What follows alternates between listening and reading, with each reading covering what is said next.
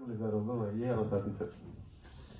அவர் எனக்கு அறிமுகமாகும் போது ஒரு ஐஆர்எஸ் ஆஃபீஸர் தான் எனக்கு அறிமுகமாகிறாரு. அதுக்கப்புறம் அவருடைய ஒரு புக்கு படிக்கிறதுக்கான வாய்ப்பு எனக்கு கிடைச்சிது. அந்த புக்கை கொடுத்துட்டாரு, அவர் எழுதிய அந்த புக்கு.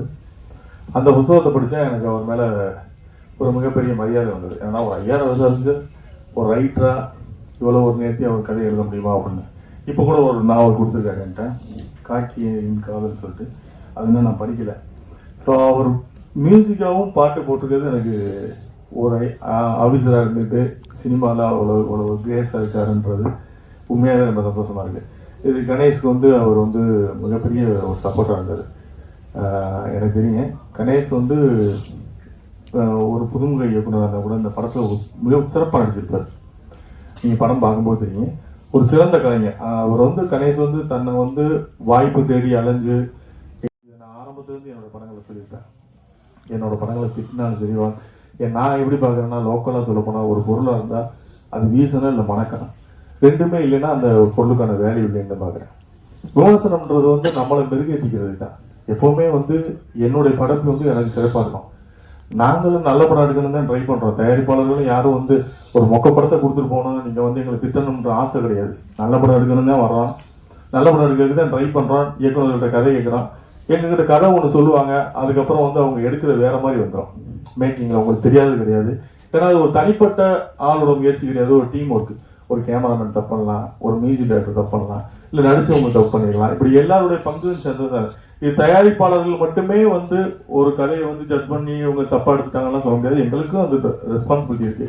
நல்ல ஏன்னா பணம் போடுறான், நல்ல கதை எடுக்கிறது தானே பணம் போடுவோம். ஏதோ பணம் போட்டு லாஸ் ஆகிட்டு வரணும் பணம் எடுக்க போகிறான் அப்படிலாம் கிடையாது. விமர்சனங்களை பொறுத்த வரைக்கும் நான் இப்போ நம்ம சொல்றது மாதிரி ஒரு 4 நாளைக்கு அப்புறம் நீங்க விமர்சனம் பண்ணுங்க அப்படின்லாம் சொல்றதுலாம் எதார்த்தமே கிடையாது என்ன பொறுத்தவரை. ஏன்னா அப்போ வந்து ஒரு 70 பிரிண்ட் போடுவோம். நீங்க இந்த தேட்டர்ல ஓடி முடிஞ்சவொடனே இன்னொரு தேட்டருக்கு மாத்துவாங்க, இந்த தேட்டர்ல பார்க்காதவங்க இன்னொரு தேட்டர்ல பார்ப்பாங்க.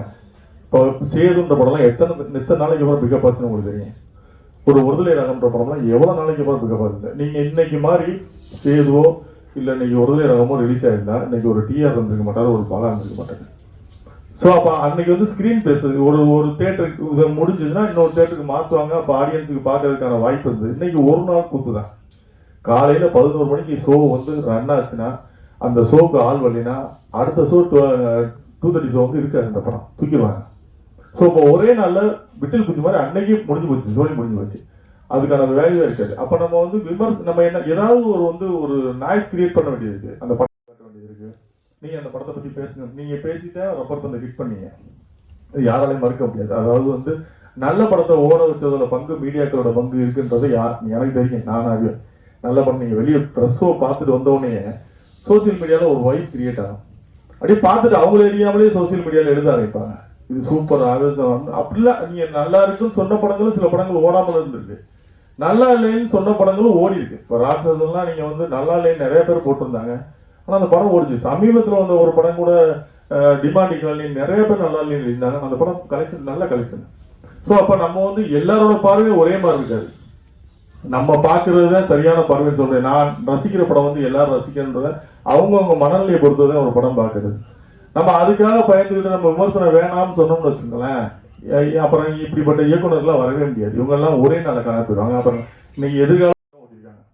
45 மார்க் ஆனந்த உடலை போடுறாங்க, 50 மார்க் போடுறாங்கன்னா அது அன்னைக்கு வந்து வால்போஸ்டர்ல பெருசா இருக்கு ஆனந்த உடலை. அப்போ அது வேல்யூ பண்ணாங்க அந்த ரெவியூல வந்து. அப்போ பத்திரிகையாளர்கள் நமக்கும் வந்து அந்த ரெஸ்பான்சிபிலிட்டி இருக்குன்னு நம்புறேன். ஏன்னா இது நம்ம எல்லாரும் சேர்ந்து இது ஒரு கிட்டத்தட்ட நம்ம இண்டஸ்ட்ரியில ஒரு 50,000 பீப்புள் வாழக்கூடிய ஒரு தொழில். இதுக்கு நமக்கு எல்லாருக்குமே ரெஸ்பான்சிபிலிட்டி இருக்குன்னு நம்புறேன். அதுக்காக பத்திரிக்கை நீங்க நான் தான் சொல்ல மாதிரி நீங்க ரிவ்யூவே போடாதீங்க அப்படின்னு சொல்றதுல எனக்கு உடன்படே கிடையாது. அப்படின்னா வந்து ஒரு படம் ரிலீஸ் ஆகும்போது அந்த படம் வந்து எத்தனை நாள் மினிமம் நீங்க தியேட்டர்ல போடுவோம்ன்ற ஒரு கணக்கு வேணும். இத்தனை நாள் நாங்கள் எடுக்க மாட்டோம் அந்த படத்தை, ஆள் வருதோ வரலையோ ஒரு 4 நாள் பிசினஸ் இருக்காது. ஸோ அதுவும் சிக்கல் இருக்கு. ஸோ ப்ராக்டிக்கலா இப்படி நிறைய சிக்கல் இருக்கு. நீங்க எல்லா பக்கமும் நீங்க யோசிக்கணும். விமர்சனம் வேணாம் போது அப்ப எனக்கு அந்த பக்கத்துல நீங்க வந்து எனக்கு அதுக்கான ஸ்பேஸ் கொடுக்கணும். இல்லைங்க நாங்க 4 நாளைக்கு வந்து நாங்க வந்து வெள்ளி சனி ஞாயிறு திங்கள் 3 நாளைக்கு வந்து நாங்க கண்டிப்பா நாங்க படத்தை எடுக்க மாட்டோம். படம் போட்டீங்கன்னா அந்த படம் ஓடும். எத்தனை ஷோ உங்களுக்கு கொடுக்கணுமோ அத்தனை ஷோ நாங்க தூக்க மாட்டோம்னு கேரண்டி இருந்ததுன்னா நிச்சயமா விமர்சனம் வேணாம்னு சொல்லலாம். நீங்க வேணாங்க பரவாயில்ல, அதுக்கான வாய்ப்பு இல்லை, கொடுக்க முடியாது, அவங்களாலே கொடுக்க முடியாது. ஏன்னா அவங்களும் தேட்டர் பிசினஸ் பண்றவங்க, அவங்க என்ன பண்ண முடியாது, எல்லாமே வியாபாரம் தானே. இங்க தனிநபராக வந்து உங்களோட விருப்ப வெறுப்புகளை வந்து இதில் காட்டக்கூடாதுன்றதான் என்னோட தாழ்மையான கருத்து. இது உங்கள்கிட்ட வந்து நான் அட்வைஸாக இல்லை, ஒரு வேண்டுகோளை வைக்கிறேன். உங்களுடைய விருப்ப வெறுப்பு எது இருந்தாலும் அதுதான் அதை வந்து அந்த படைப்பில் காட்டுங்க. ஏன்னா அந்த படைப்பில் நீங்கள் என்ன மட்டும் உங்களுக்கு பிடிக்காம இருக்கும், என்ன பிடிக்காதுக்காக என்னை டார்கெட் பண்ணி எழுதிங்க. பட் அந்த படத்தில் வந்து நிறைய பேர் நடிச்சிருப்பாங்க, நிறைய பேரோட முதல் கனவாக இருக்கும். அதில் அப்போ எல்லாருமே பாதிக்கப்படும். ஸோ அதனால் நம்மளுடைய தனிமனித பொறுப்பெல்லாம் வந்து ஒரு படைப்பில் வைக்கக்கூடாதுன்றது என்னுடைய வேண்டுகோள். மற்றபடி உங்களுடைய ஆதரவு வந்து சினிமாவுக்கு என்றைக்குமே தேவை. முதல் நாளே உங்களுடைய விமர்சனத்தை நாங்கள் எதிர்பார்க்குறோம், எங்களுக்கு வேணும் அப்படின்றதும் நான் செம்ப ஸ்ட்ராங்காக இருக்கேன். இது சினிமா வந்து நம்ம நீங்கள் சொல்லுங்கள், ப்ரொடியூசர் கவுன்சிலில் சொல்லுங்கள், நான் எப்போயுமே என்னோட ஸ்டாண்டில் நான் தெளிவாக இருப்பேன். நான் ரிவ்யூ வந்து மதிக்கிறவன், நான் விமர்சனங்களை ஏற்றுக்கொள்ளக்கூடியவன். சினிமாவில் இருக்க ஒரு பேஷன்னால பண்ணிட்டு இருக்காரு. அவர் இசை பற்றி சொல்லும் போது எனக்கு வந்து ராகம்லாம் எதுவும் தெரியாது சொல்லிட்டு சில பல்லவிகள்லாம் சொன்னாரு. டி ராஜேந்தர் சார் வந்து ராகம் தேடும் பல்லவின்னு சொல்லி ஒரு படமே எடுத்து சக்சஸ் பண்ணிருக்காரு. அது மாதிரி உங்களுக்கு ராகம் தெரியாமல் இருக்கலாம், ஆனால் உங்கள் பல்லவி அந்த ராகத்தை தேடி இருக்கிறது. அதனால பாடல்கள் நல்லாக வந்திருக்கிறது. இங்க வந்து இந்த கதைக்கு வந்து பொதுவா வந்து ஒரு கதைக்கு வந்து நங்கையும் தேவை மங்கையும் தேவைன்னு சொல்லுவாங்க. ஸோ மங்கையா கதாநாயகியா இருந்தாலும் நங்கையாக திருநங்கை நமிதா அவர்கள் பண்ணியிருக்காங்க. நீங்க கூகுள்ல சர்ச் பண்ணீங்கன்னா நங்கைன்ற மீனிங் வந்து woman of quality and distinction சொல்லுவாங்க. அது மாதிரி நீங்க உமன் ஆஃப் குவாலிட்டி அண்ட் டிஸ்டிங்ஷன்றதுனால இந்த படத்துல உங்களோட விஷயங்கள் நல்லா தெரிஞ்சிருக்கு. இயக்குனர் கணேஷ் அவருக்கு வாழ்த்துக்கள்.